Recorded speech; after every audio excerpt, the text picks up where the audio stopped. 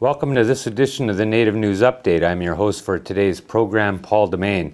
Many of the stories and information found here can be found at our website at IndianCountryNews.com. Here is the news for the day from the Associated Press and other Native American news sources. An investigator says two Wakpala teenagers found dead after a 2-week disappearance probably passed away of exposure to the weather. The bodies of 17-year-old Mariah Roundtree and 16-year-old Jalen Millette were found February 22nd, a few miles from their vehicle on the Standing Rock Reservation in north-central South Dakota. Bureau of Indian Affairs Special Agent Elmer Fordance said Roundtree's body was found late afternoon on February 22nd. She was 5 months pregnant. Millette's body was found about an hour later. Fordance said autopsies will be done, but he said rain and cold temperatures are likely factors after the two apparently began walking for help after their car became stuck in the mud. The Weather Service said temperatures were in the 30s and 40s, and an inch of rain fell in the 24 hours after the two were last seen. The former executive director of the Omaha Tribal Housing Authority has been given probation in order to repay restitution of $23,000 to the tribe.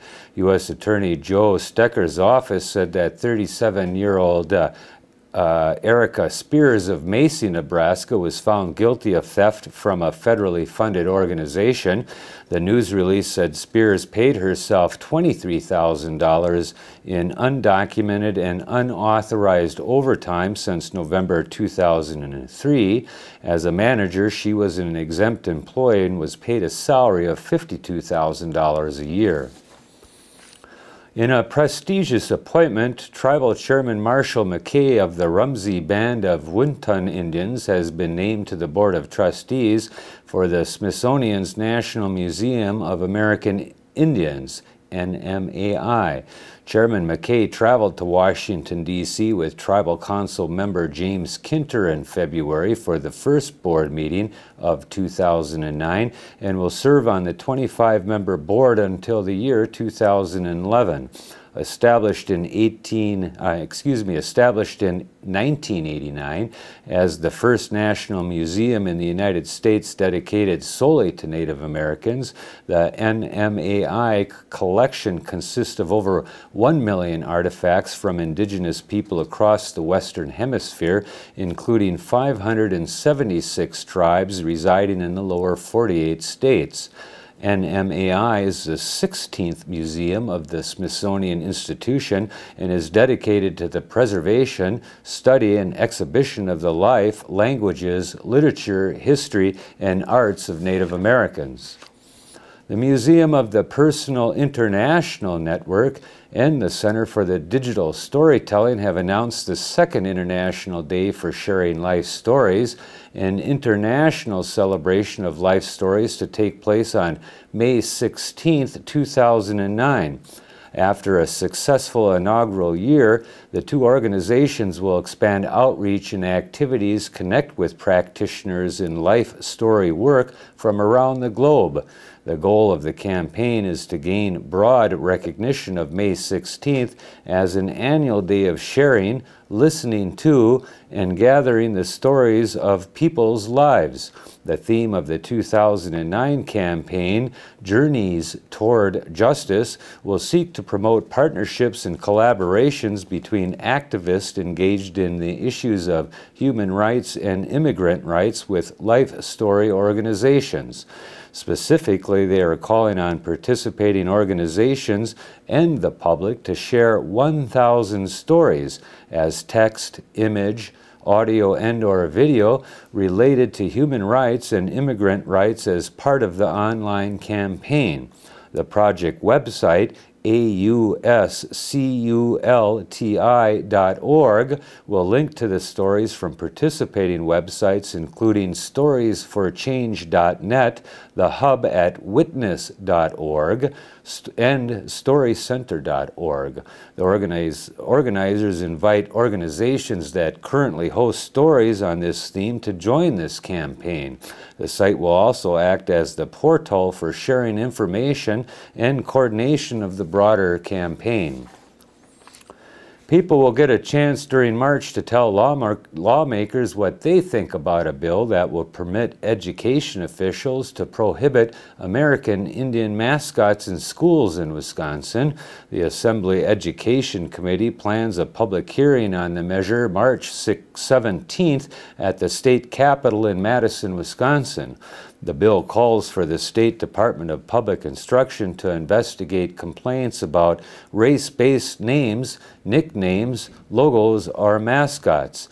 School boards will have a chance to argue the logos or mascots are benign. If the state superintendent finds the complaint has merit, he or she will order the school board to drop the offending moniker within a year or face $100 to $1,000 in fines each day it continues to use it. The new administrator of the U.S. Environmental Protection Agency says President Barack Obama remains committed to making progress in restoring the health of the Great Lakes. Lisa Jackson did not announce any new policy initiatives February 24th during remarks to the Great Lakes Commission in Washington, D.C., but she said there was no reason to question the commitment to the lakes that Obama made during his campaign. As a candidate, Obama pledged a $5 billion down payment toward a wide-ranging Great Lakes restoration that would include sewage system upgrades, toxic cleanups, and wetlands repair. Jackson emphasized the importance of partnerships between federal agencies and the states, local governments, and Indian tribes in the Great Lakes region. Odyssey Networks, the nation's largest coalition of Christian, Jewish, and Muslim faith groups dedicated to media production, distribution, and promotion, will be airing Native Nations Standing Together for Civil Rights. Odyssey Networks will present a series of select one-hour programs dealing with issues of social justice and reconciliation on the Hallmark channel, this one on Sunday, March 1st, beginning at 7 a.m. Native Nations was produced by B&B Productions for the Evangelical Lutheran Church in America and funded in part by a grant from the organization. Native Nations is hosted by Peter Coyote, and it chronicles the American Indian struggle for civil rights and the creation of the National Indian Lutheran Board to raise funds for and awareness of that struggle. From the controversial surrounding the 1862 trial when 38 Dakota Sioux were executed in the largest single-day mass hanging in United States history, to the confrontations of the 1960s where many tribes joined together to speak out with a unified voice, Native Nations tells the story of standing together for sovereignty, justice, and civil rights. You can find more information at odysseynetworks.org.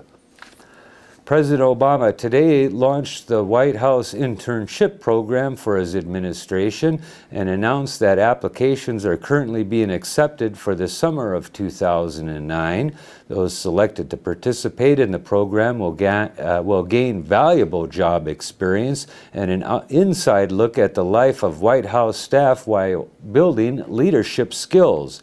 In addition to normal office duties, interns will supplement their learning experience by attending a weekly lecture series hosted by senior White House staff, help at White House social events, and volunteer in community service projects. The 2009 summer internship program runs from May 22nd to August 14th, and the submission deadline is March 22nd. Those interested in applying must be U.S. citizens, 18 years of age on the first day of the internship and enrolled in a college or university and or have graduated in the past 2 years. There are many departments which you could serve in, and you can get more information about that at whitehouse.gov and look up internships. Thanks for joining us today on this issue of the Native News Update. We want to thank our underwriters for helping us with this broadcast. Join us again.